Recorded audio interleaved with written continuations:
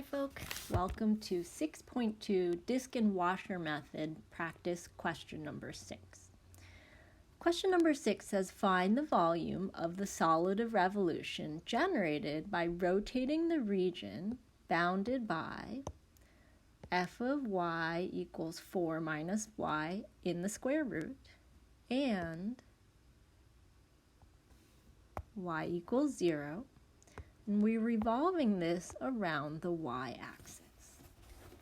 Okay, so let's start with our graphs. So the square root of 4 minus y, if you don't know what that looks like, plug in some points, all right? I'm going to plug in 0 for y, and when I plug in 0 for y, I'm going to get 2 for x. I'm going to plug in 1 for y. All right, so I get 4 minus 1, and that's the square root of 3. So the square root of 3 for x is about 1.732. So at a y value of 1, the x value is about 1.732.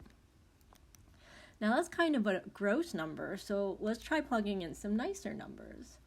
Well, what if I plug in 4 for y? When I plug in 4 for y, I'm going to get 0 for x. And when I plug in 3 for y, I'm going to get 1 for x. So those might have been nicer points to try first. But when I connect the pink dots, I will get the curve that kind of looks like a square root curve, but pointing down instead of to the right. All right. Y equals 0, we've seen this before, that is our x-axis. And we're revolving this around the y-axis. So I've got this as my axis of revolution at x equals 0. All right, so let's draw our reflection. The reflection is going to look something kind of like this, because I'm revolving it around the y-axis. And if I want to draw in some radii, they'd be something like this.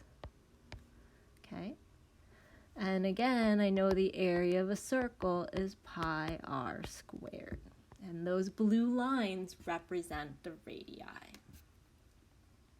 Okay. So let's set up our integral. Volume equals the integral of area, and because I'm going perpendicular to the y-axis, I'm going to put a dy.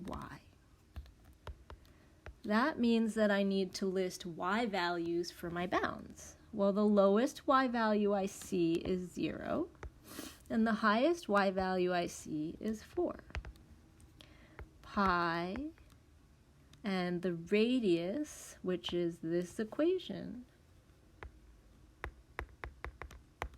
squared. Okay, let's clean that up. Pi, the integral from 0 to 4 of 4 minus y dy. Okay, let's take the antiderivative. 4 becomes 4y, and y becomes 1/2 y squared. I'm going to plug in 4, and I'm going to plug in 0. This will give me pi 4 times 4 minus 1/2 times 4 squared minus pi times 4 times 0 minus 1/2 times 0 squared. All right. I hope we see the benefit of having one of our bounds as a 0 at this point. It usually means that one of those goes away. And let's calculate this out. Pi times 16 minus 16 halves, which happens to be 8 pi. Okay, so the volume generated when I revolve this around the y-axis is 8 pi. All right, that's it for question number 6. We've got 4 more examples to take a look at, so come on back and check out those 4 examples. See you there.